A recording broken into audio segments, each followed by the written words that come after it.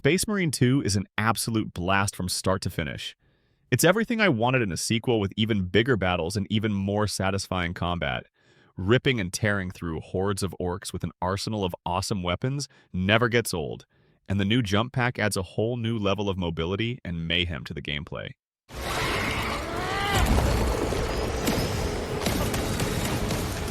Plus, the story is surprisingly engaging with some epic moments that really got me pumped up.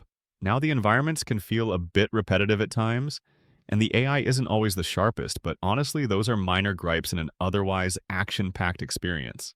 If you're looking for a game that lets you unleash your inner badass and just have fun, then Space Marine 2 is definitely worth checking out.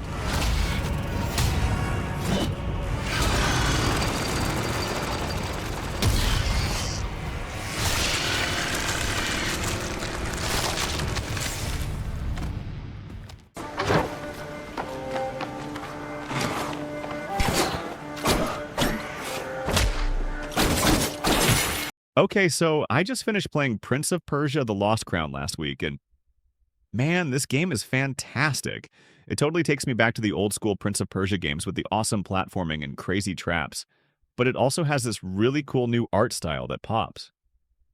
The combat is super smooth too, with tons of different moves and combos to master, plus you can find all sorts of cool weapons and abilities as you explore.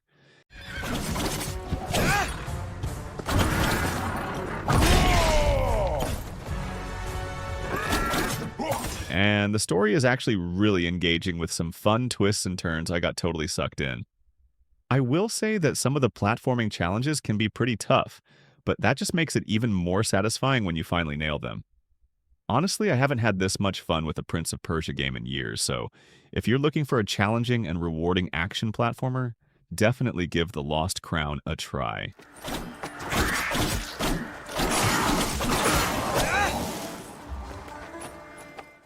The place is coming down! Okay! Okay, so I finally got my hands on Indiana Jones and the Great Circle, and wow, this game is a wild ride from start to finish. You get to explore all these amazing locations like ancient temples and hidden cities, and the puzzles are really clever. I spent hours trying to figure some of them out.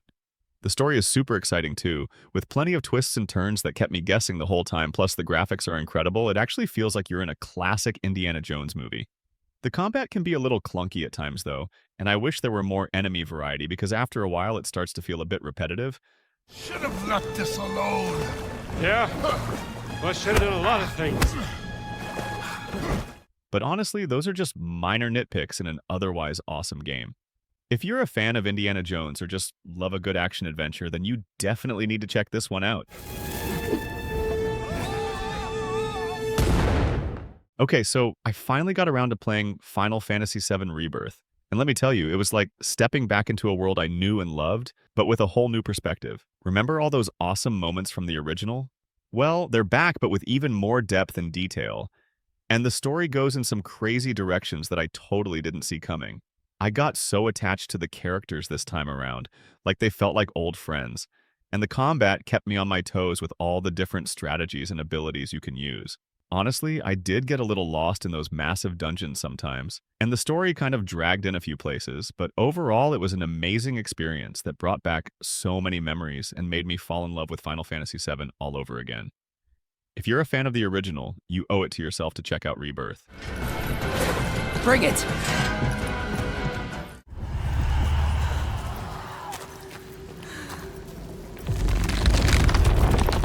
Senua's Saga Hellblade 2 is seriously intense. I mean, seriously, this game is not for the faint of heart. The story is gripping, and the way it tackles mental health is really something else. What have you done? Stop! Please help! You're right there with Senua, battling her inner demons, and the voices in her head are so realistic, it's actually kind of unsettling. The combat is brutal too, and you really have to be strategic to survive. I found myself holding my breath during some of the bigger fights, but what really blew me away were the visuals. The environments are stunning, and the way they blend reality with Senua's perceptions is just incredible. I found myself stopping to admire the scenery all the time, which I don't usually do in games. Honestly, Hellblade 2 is more than just a game, it's an experience. It's definitely challenging and emotionally draining, but it's also incredibly rewarding. If you're looking for something different and thought-provoking, then this is the game for you. Black Myth Wukong is a visual masterpiece with next-level graphics and environments so detailed and atmospheric that I felt like I was exploring a living painting. And the combat is just as impressive because it's fast-paced and challenging, with a deep moveset that lets you unleash some seriously cool combos and transformations to outsmart your enemies. I especially loved experimenting with all the different ways to fight and figuring out which abilities worked best against different enemies. While the story could have been a bit more engaging and some of the boss fights were definitely tough as nails, those are honestly minor complaints in an otherwise incredible game that any fan of action RPGs or anyone who appreciates stunning visuals and challenging gameplay should definitely check out.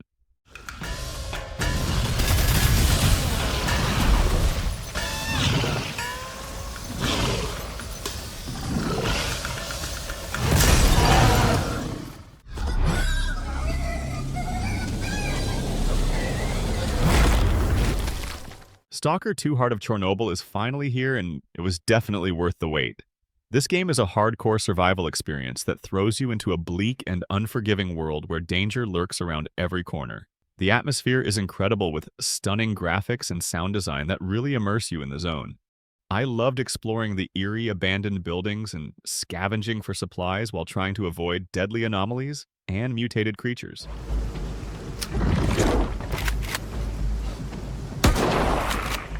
The gunplay is intense, and the survival mechanics are challenging but rewarding. It's not a game for everyone, though, as it can be pretty unforgiving and you'll need to be patient and strategic to survive.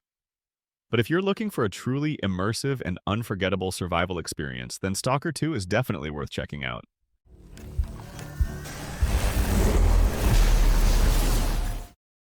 Okay, so I jumped into Dragon's Dogma 2, and at first I was like, whoa, this is a little rough around the edges, because some things were glitchy and it felt kind of clunky.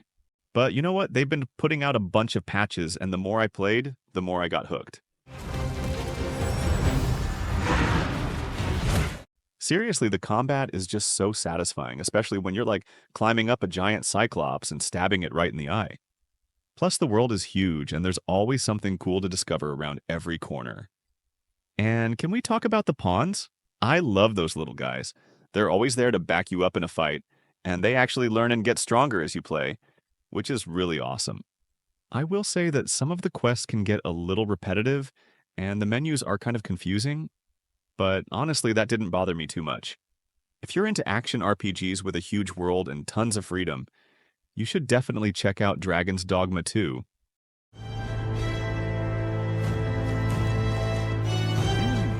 Alright, so I jumped into Metaphor Refantasio, and honestly, I was pretty surprised. Now, I am not a big anime fan, but I'll try to be unbiased in my review and say that this game is actually really good. I played for around 10 hours, and I must say that the gameplay is really amazing.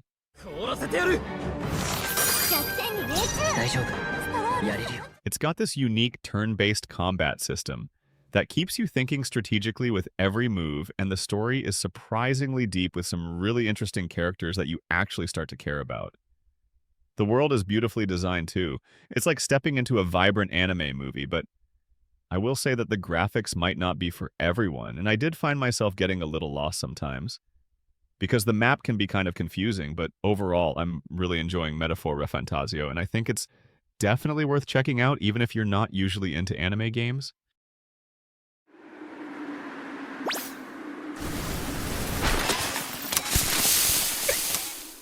So I finally got around to playing the new Astrobot game, and it's just as charming as I hoped it would be. This time around, you team up with Astro to explore this amazing theme park, with all sorts of different zones like a spooky castle and an underwater world, and each zone has its own unique challenges and puzzles to solve. I really loved how they used the DualSense controller to add to the experience. Like, you can feel the different textures when you're walking on different surfaces, and the graphics are seriously impressive. It feels like you're playing inside a Pixar movie. My only complaint is that some of the platforming sections can be a little tricky, but honestly, it's nothing too frustrating, and it just makes it even more satisfying when you finally overcome those challenges overall. It's a fantastic game that's perfect for players of all ages. If you're looking for a fun and innovative platformer, then look no further.